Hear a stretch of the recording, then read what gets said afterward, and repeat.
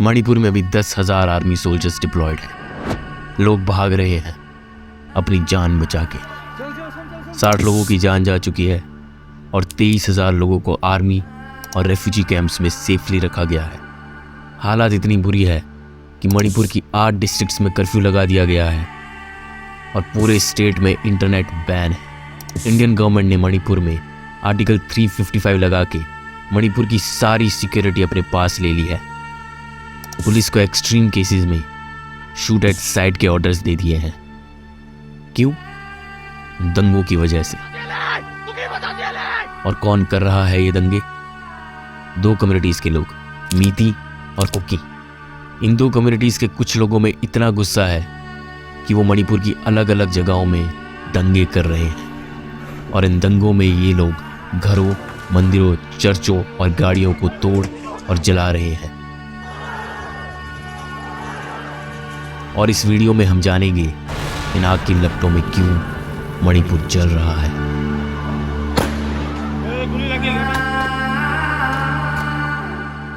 Tribes हो, मणिपुरी हो, एक साथ पीसफुली क्यों हम लोग नहीं रह सकते हैं? ये मेरा सवाल है।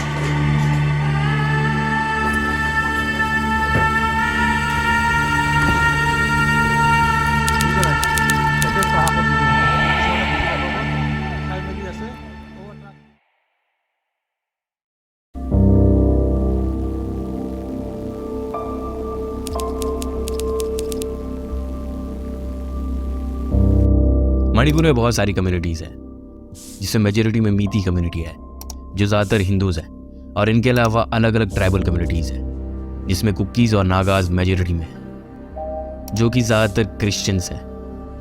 इनके अलावा वहाँ पर मुस्लिम्स और अलग अलग कम्युनिटीज़ रहती हैं। और अभी जो दंगे मणिपुर में हो रहे हैं वो ज़्यादातर मीतीज़ और कुकीज़ कम्युनिटीज़ के लोगों के बीच में हो रहे हैं।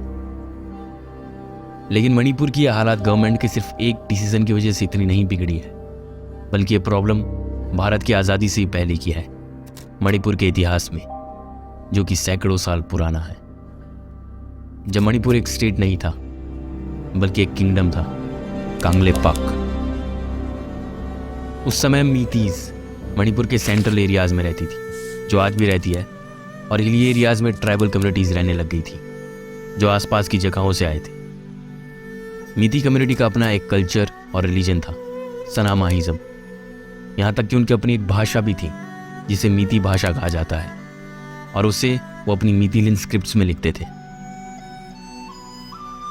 लेकिन फिर 1714 में वहाँ का एक नया राजा बना, पानहेबा, जिन्होंने बाद में अपना नाम बदलकर गरीब निवाज रख दिया। उन्होंने पूरे रीजन में हिंदुइज्म फोर्स किया और मीती मैन्युस्क्रिप्ट्स को जला दिया, जिनको पुयास कहा जाता है। फिर गरीब ने मिथिलियन स्क्रिप्ट्स की जगह पर बंगाली स्क्रिप्ट्स का इस्तेमाल करना शुरू कर दिया और नए पुयास बंगाली स्क्रिप्ट्स में लिखवाए गए। अपने रूल के एंड तक गरीब ने ज़्यादातर लोगों को हिंदुइज्म में कन्वर्ट कर लिया था और कांगलेपाक का नाम बदलकर मणिपुर रख लिया, जिसका मतलब होता है जेवरात का शहर। गरीब ने बर्मा, जो आज का म्यांमार है, उसे काफ़ी बार सक्सेसफुली इन्वेड किया, पर कभी वहाँ पर पूरी तरह से राज नहीं किया। गरीब की मौत के बाद बर्मीज़ ने काफ़ी बार मणिपुर को इन्वेड करने की कोशिश की और वो सक्सेसफुल भी हो गए 1819 में। 1819 से 1826 तक इन 7 सालों में बर्मीज़ ने मणिपुर के लोगों पर बहुत ज़्यादा अत्याचार किए, और उन्होंने ये सिर्फ मीती कम्युनिटीज़ के लोगों पर नहीं किए, बल्कि बर्मीज़ ने काफ़ी वॉर्स लड़ी ट्राइबल कम्युनिटीज़ के खिलाफ और उन पर भी बहुत ज़्यादा अत्याचार किए। उनके गाँव जलाए गए और उनके लोगों को भी मारा गया। इन 7 सालों में बर्मीज़ ने मणिपुर में डिस्ट्रक्शंस और केओस फैलाई, इसलिए इस पूरे पीरियड को कहा जाता है 7 years ऑफ डेवेस्टेशन। लेकिन 1826 में मणिपुरी क्लैंस ने ब्रिटिशर्स से मदद मांग के बर्मीज़ को हरा दिया। 1891 में एंग्लो मणिपुर वॉर लड़ी गई मणिपुर क्लैंस और ब्रिटिशर्स के बीच में, जिसमें ब्रिटिशर्स जीत गए, जिसकी वजह से 1891 में मणिपुर को प्रिंसली स्टेट बनाया गया, जिसके राजा बने 8 साल के चूराचंद सिंह। डेफिनेटली ब्रिटिशर ही मणिपुर को कंट्रोल कर रहे थे, और इस दौरान नागा और कुकी ट्राइब्स के लोग आपस में लड़ रहे थे और एक दूसरे को ही मार रहे थे।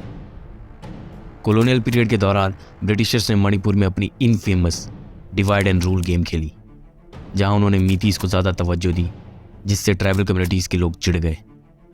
ब्रिटिशर्स ने मीती लोगों को ज़्यादा फर्टाइल लैंड दी और ट्राइबल कम्युनिटीज़ को हिल रीजन में कहीं भी रहने को कह दिया गया और मणिपुर में हिल और वैली रीजन डिवाइड हो गए, जिसकी वजह से ट्राइबल और मीती कम्युनिटीज़ के लोगों के बीच एक दूसरे के लिए हेट्रेड बढ़ गई।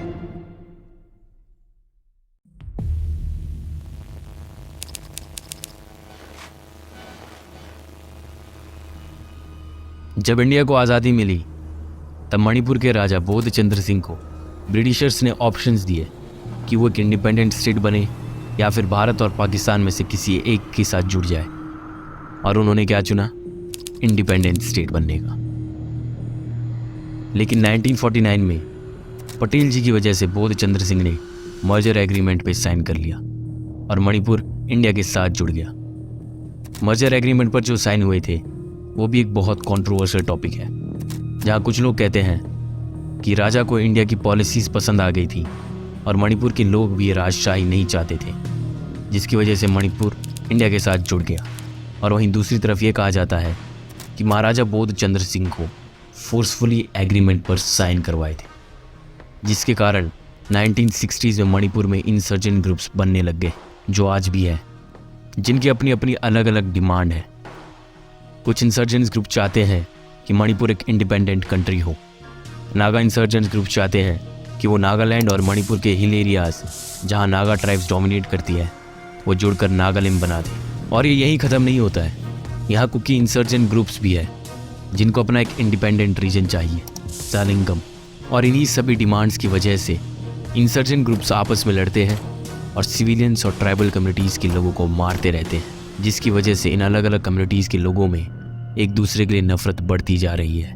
1962 से लेकर 1972 तक मणिपुर एक यूनियन टेरिटरी बन के रहा, लेकिन मणिपुर के लोग और यूथ्स के बीच मणिपुर को स्टेट बनाने के लिए डिमांड उठने लगी। इसलिए 21 जनवरी 1972 को मणिपुर को एक इंडियन स्टेट बनाया गया।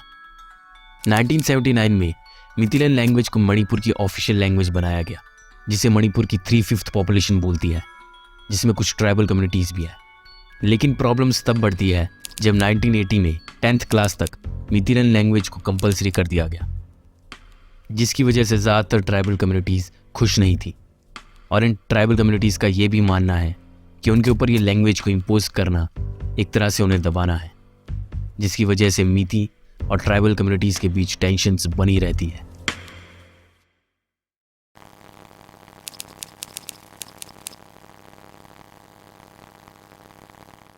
मीतीज़ का ये मानना है कि वो अपनी ही स्टेट में एज आउटसाइडर रह रहे हैं, क्योंकि वो वैली रीजन में रहते हैं जो पूरी स्टेट का 10% है, और उन्हें हिल रीजन में ज़मीन खरीदना भी अलाउड नहीं है, जो कि पूरी स्टेट का 90% है। और वहीं ट्राइबल कम्युनिटीज़ को शेड्यूल ट्राइब स्टेटस की वजह से ये आज़ादी है कि वो पूरी स्टेट में कहीं भी सेटल और ज़मीन खरीद सकते हैं। मीतीज़ कहते हैं कि उन्हें ये स्टेटस सिर्फ ज़मीन खरीदने के लिए नहीं, बल्कि अपना ट्रेडिशन और कल्चर बचाने के लिए भी चाहिए। इसलिए वो आज भी सेंट्रल गवर्नमेंट से एसटी स्टेटस की डिमांड कर रहे हैं। वहीं दूसरी ओर कुकी और नागा जैसी ट्राइबल कम्युनिटीज़ कहती है कि मीती कम्युनिटी ज़्यादा एजुकेटेड, अमीर और मेजॉरिटी में है, और अगर उन्हें एसटी स्टेटस मिला तो वो हिल रीजन में ज़मीन खरीदने लग जाएंगे और ट्राइबल कम्युनिटीज़ को वो ज़मीनें छोड़नी पड़ेगी जहाँ पर उनके एंसेस्टर्स रहते आ रहे थे, और ये उनकी कल्चर और ट्रेडिशन के लिए भी खतरा है। मणिपुर की लेजिस्लेटिव असेंबली में टोटल 60 कॉन्स्टिट्यूंसीज हैं, जिसमें 40 सीट्स मीती कम्युनिटी को बिलोंग करती है और बाकी 20 सीट्स ट्राइबल कम्युनिटीज़ को। इसलिए मणिपुर के इतिहास में ज़्यादातर चीफ मिनिस्टर्स मीती कम्युनिटी से रहे हैं, और इसी वजह से ट्राइबल कम्युनिटीज़ का ये मानना है कि गवर्नमेंट्स के ज़्यादातर डिसीजन और पॉलिसीज़ उनके खिलाफ होती है और उनके डिमांड्स पर ज़्यादा ध्यान ही नहीं दिया जाता है। लेकिन प्रॉब्लम्स यही नहीं रुकती है। मीती लोगों ने कहा है कि रिसेंटली ट्राइबल पॉपुलेशन अचानक से बढ़ गई है, जो नेचुरल बर्थ से नहीं हो सकता है, बल्कि वहाँ पर इलीगल इमिग्रेशंस हो रही है म्यांमार और बांग्लादेश से, और इस पर इन्वेस्टिगेशन होनी चाहिए। इससे काउंटर में कुकीज़ कहते हैं कि मीती कम्युनिटी इलीगल इमिग्रेशन की जस्टिफिकेशन में कुकीज़ को उनके लैंड से निकालना चाहती है।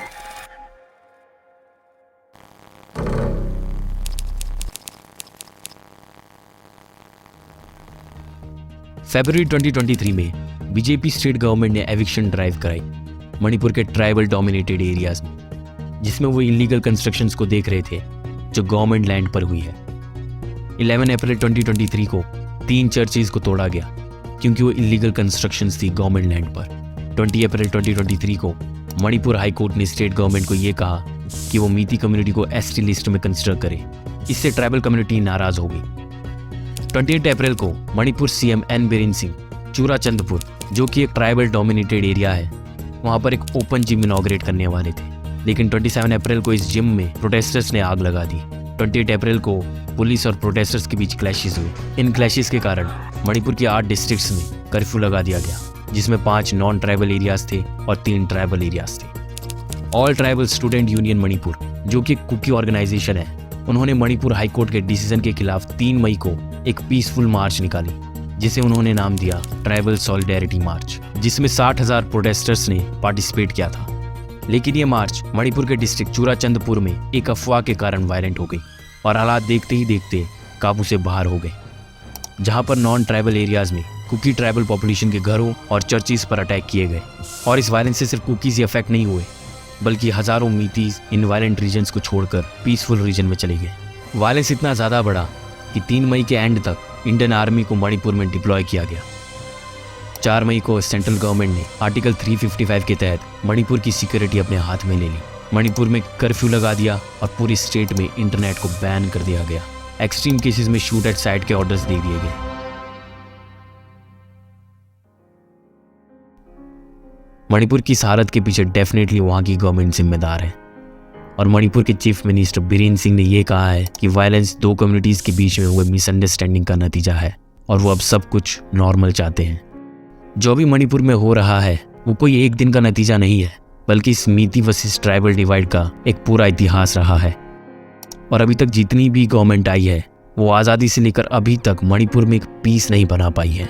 और अभी मणिपुर और इंडियन गवर्नमेंट को ऐसे डिसीजन लेने चाहिए जो वहाँ के हिल वर्सेस वैली डिवाइड को ख़त्म कर दे और सभी कम्युनिटीज़ में शांति बना दे।